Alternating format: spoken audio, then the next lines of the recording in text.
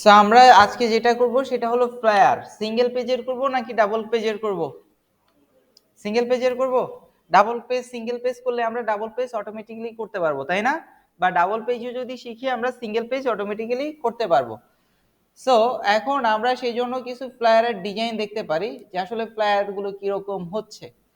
ফ্লায়ারের মধ্যে মূলত ইনফরমেশনগুলো কি কি যে ইনফরমেশন থাকে, যে আসলে একটা প্রতিষ্ঠানের যে আসলে কোন কোন জিনিসগুলো আছে, কি কি জিনিস নাই, এগুলোর ফ্যাসিলিটিস কি, বা ওই প্রতিষ্ঠানে গেলে কি কি সুবিধা অসুবিধা পাওয়া যাবে, সেই জিনিসগুলোর ডিটেলস ইনফরমেশন লেখা থাকে। ব্রোশিয়ারে থাকে আরো বেশি ইনফরমেশন, এটার উপরে ডিটেলস। এইখানে একটু শর্ট আকারে থাকে যেহেতু জায়গা কম, তাই না? সো এরপরে আমরা দেখলাম আসলে মানে ফ্লায়ার ডিজাইনের স্ট্যান্ডার্ড সাইজ হয় কত, 8.5x11, এটা একটা। এখন আমরা চাইলে প্রিন্টের ক্ষেত্রে ওই মানে যেটা ওইখানে আমরা দেখলাম A4 সাইজের অরিজিনাল যে মাপ, সেটার থেকে একটু কম করে করার কারণ হলো একটা জিনিসেই, যাতে কাটিং এর সুবিধাটা পাওয়া যায়। কাটিং এর যে সুবিধা আছে সেই ফ্যাসিলিটিসটা যাতে আমরা ডিজাইনের বাইরে করতে পারি, যার কারণে এখানে মাপটা একটু কি করা আছে, কমানো আছে। আমরা মূলত জানি যে A4 এর মাপ হলো 8 পয়েন্ট কত 27 আর 11.69। ঠিক আছে, এখানে পেপারের অনেকগুলো মাপের সুবিধা আছে, অসুবিধা আছে, সেই জিনিসগুলোর উপরে কিছু কিছু সাইজ এদিক সেদিক করা হয়। সো যাই হোক, আমরা যে কোনো একটা সাইজ নিয়ে কাজ করব আজকে। সো এই জন্য আমরা চলে গেলাম ইলাস্ট্রেটরে, যাওয়ার পরে আমরা একটা নতুন একটা ডকুমেন্ট ক্রিয়েট করব, তাই না? New document. এখন A4 এ করব নাকি স্ট্যান্ডার্ড সাইজ নিয়ে করব? স্ট্যান্ডার্ড সাইজটা নিয়েই করি তাহলে, তাই না? ইঞ্চিতে কনভার্ট করলাম, ওয়াইড দিলাম 8.25, হাইট দিলাম কত 11। আচ্ছা, দেওয়ার পরে আমরা সাথে একটা ব্লিড মার্ক সেট করে নেই 0.05, এটা থাকবে কাটিং এর জন্য। ক্রিয়েট করে দিলাম। ক্রিয়েট করে দেওয়ার পরে আচ্ছা এদিকে হয়ে গেছে, আমরা একটু ঘুরাই নেই, তাই না?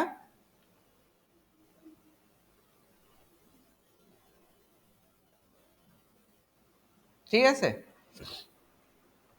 নিলাম। নেয়ার পরে আমরা একটা রেক্ট্যাঙ্গেল শেপ নিলাম, ওয়াইড কত 11, হাইট কত 8.5 নিলাম। নেয়ার পরে এটাকে কি করব, আমরা হরিজন্টাল অ্যালাইন সেন্টার, এখানে আগে চেক করে নিতে হবে অ্যালাইন টু আর্টবোর্ড করা আছে কিনা। তো horizontal align centre, vertical align centre, এইটাকে আমরা কি করলাম, অবজেক্ট থেকে path split into grid, column দিব কয়টা, দুইটা। দুইটা কলাম দেওয়ার পরে আমরা এটাকে ওকে করে দিলাম, একটা হবে ফ্রন্ট পার্ট আর একটা হবে ব্যাক পার্ট। আচ্ছা, দেওয়ার পরে আমরা এখানে আবার অবজেক্টে চলে গেলাম, পাথ অফসেট পাথ, এখান থেকে একটা মানে মানে কি বলে সেফ জোন, সেফ জোন বা সেফটি মার্ক দিয়ে দিব -0.35 বা অথবা 0.5, তাই না? অথবা 0.4 এই ধরনের। ওকে করে দিলাম, এটাকে মাউসের রাইট ক্লিক করে মেক গাইড করে দিলাম। এটা দেওয়ার উদ্দেশ্য হলো এর বাইরে আমার লেখাগুলো যাবে না। ঠিক আছে, সো এখন আমরা একটা ডিজাইন করতে চাচ্ছি, সাপোজ ডিজাইনটা হলো এই ধরনের।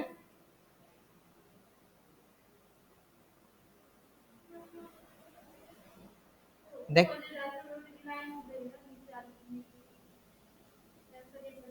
এটা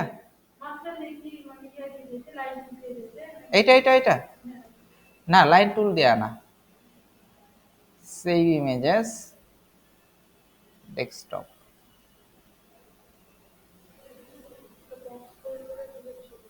এটা কি ওপেন হবে আমাদের ইলাস্ট্রেটরে?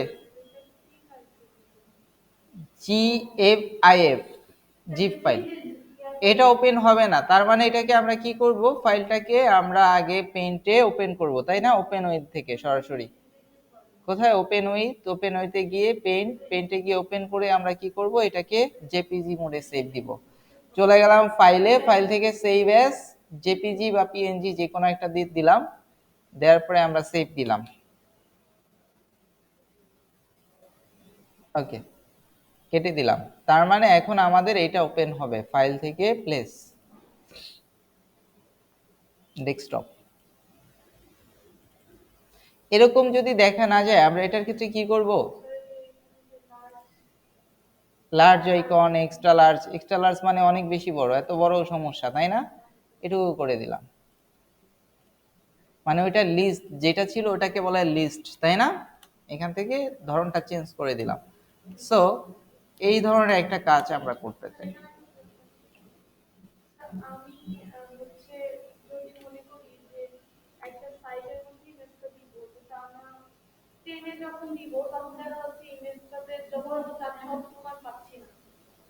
মানে কাটার পরে যখন টানাটানি করতেছেন,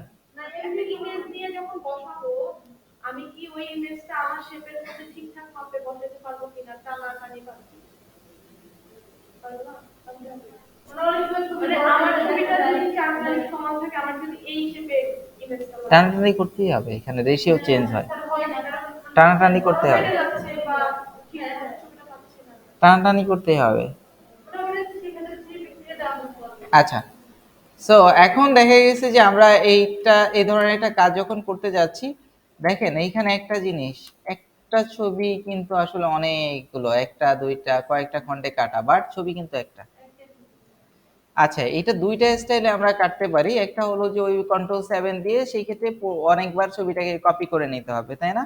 আরেকটা সিস্টেম আছে, সেটা আমি পরেই শিখাই দিচ্ছি। এটা ভিডিওতে আমরা যেটা দিচ্ছি সেটা বারবার কাটার জন্য, হ্যাঁ? আচ্ছা, তো এখন দেখেন এই ধরনের কাজটা করার জন্য এখন প্রয়োজনে আমরা এটাকে একটু কালার দেই, বোঝার জন্য স্ট্রোকের কালারটা নান করে রাখি, ফিলে একটু কালার দেই হালকা, যাতে বোঝা যায়, তাই না? সো এখন আমরা এরপরে কি করলাম, এই কালারটাই দেই আই ড্রপার দিয়ে, বাট এটা কিন্তু গ্রেডিয়েন্ট কালার, তাই না?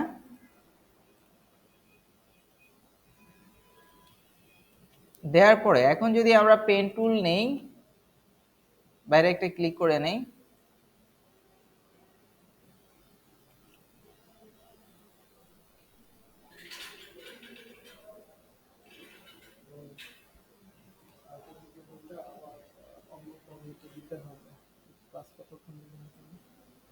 অন্য ফরম্যাটে দিতে হবে বলতে, আচ্ছা একটু আসেন, কাজটা শেষ করে আমি আমারটা করতেছি, তারপর আপনারটা শেষ করব। ঠিক আছে,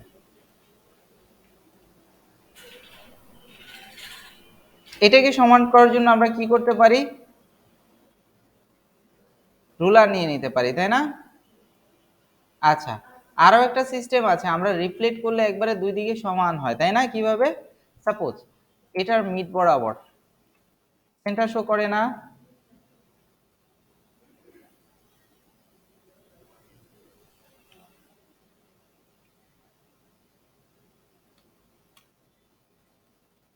তাই তো? নিলাম এটা, কালারটা একটু চেঞ্জ করে দেই বোঝার জন্য, হ্যাঁ?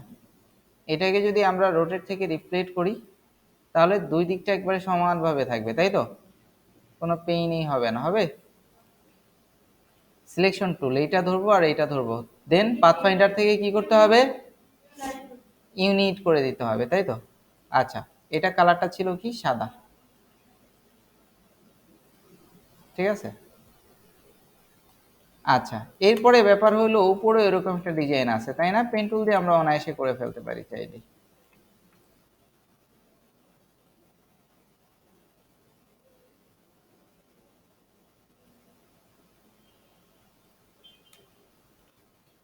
ছবিগুলা বসাইতে চাই, তাই না? তো আমরা শিখতেছি যে একটু কঠিন নিয়ম, এটা সহজ একটা নিয়ম আছে, সেটা আমি দেখাই দিব। সো ধরেন 1 2 3 4 5 6, 6টা বক্স করব আমরা, 6টা বক্সে একটা ছবি দিব। সো এই ধরনের একটা বক্স নিলাম,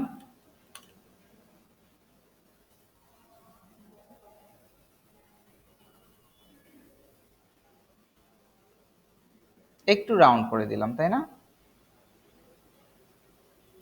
সিলেকশন টুল দিয়ে ধরে কি করলাম, একটু অ্যাঙ্গেলও করে দিলাম।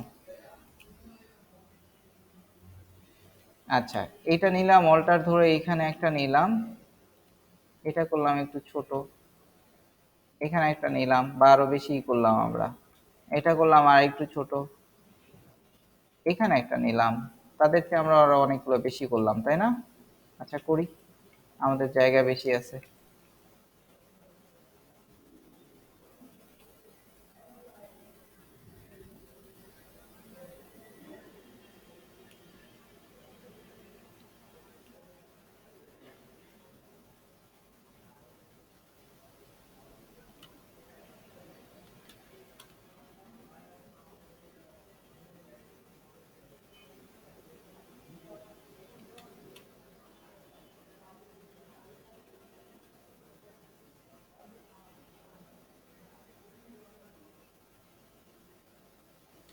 ঠিক আছে, তাহলে কয়টা, 1 2 3 4 5 6 7 8 9টা, তাই না?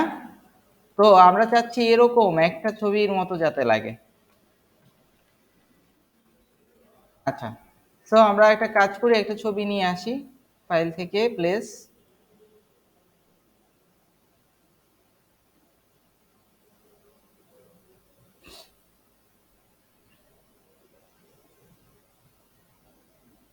এটাই নিলাম নাকি এটা নিলাম? এটা সুন্দর আছে।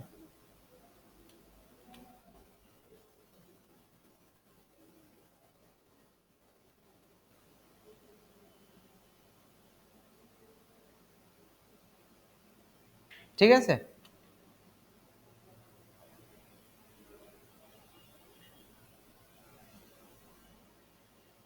ওকে বসাই দিলাম। এটাকে টেকনিক্যালি ওই শেপগুলোর নিচে নিয়ে নেই আগে একটু, হ্যাঁ?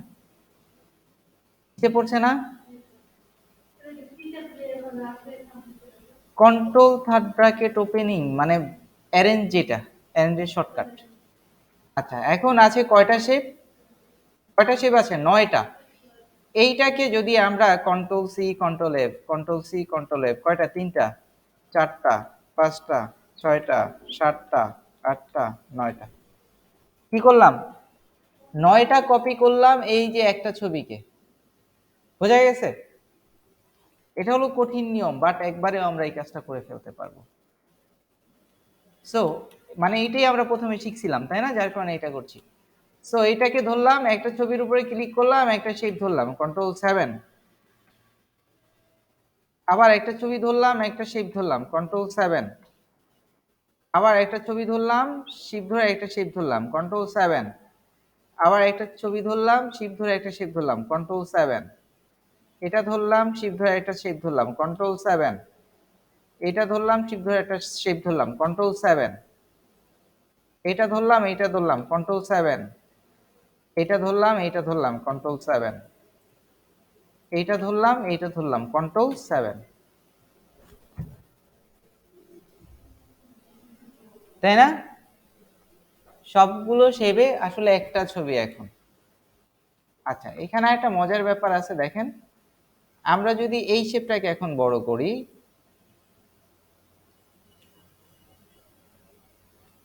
এইটা বড় হচ্ছে, তাই না? এখন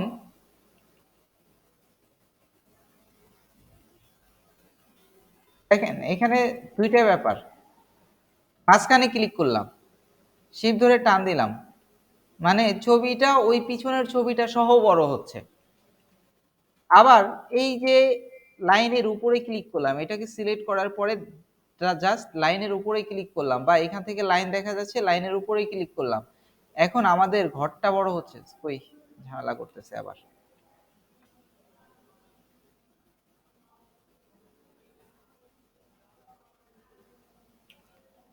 হচ্ছে না।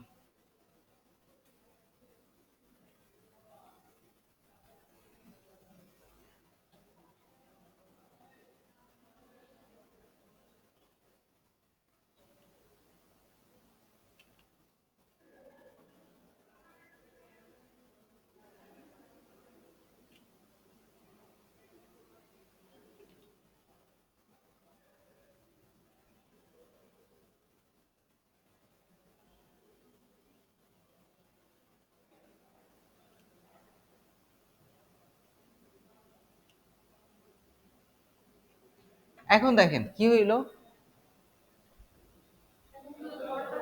শুধু ঘরটা বড় হইলো, পিছনের ছবিটা কিন্তু আর বড় হয় নাই, তাই না? তার মানে এইখানেও আমাদের কিছু জাজমেন্টের ব্যাপার আছে। কি করলাম? এই জন্য জাস্ট আমি এই ছবিটার উপর ডাবল ক্লিক করলাম, তাই না? বা এইখানে 3টা ক্লিক করলাম, এটা যখন আলাদা হয়ে গেল তখন এটাকে ধরলাম, ধরে এই শেপটাকে শুধু বড় করে দিলাম, যার কারণে ছবিটা ওইটার রেশিও অনুযায়ী থেকে গেছে। আর যখন আমরা এটাকে ধরছি, তখন কি ছবি সহ ঘর সহ দুইটা সহই বড় হয়ে যায়, তাই না?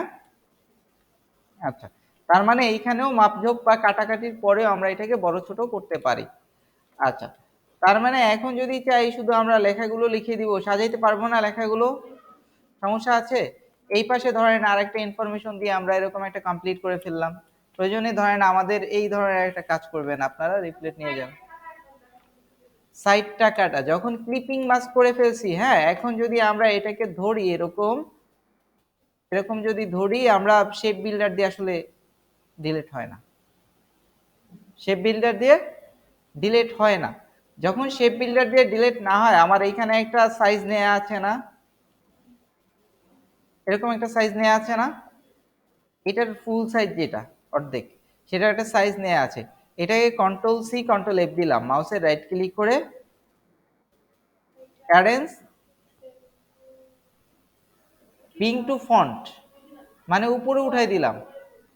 এরপর সিলেকশন দিয়ে এটাকে সিলেক্ট করে ধরলাম এইভাবে, দেন কন্ট্রোল 7।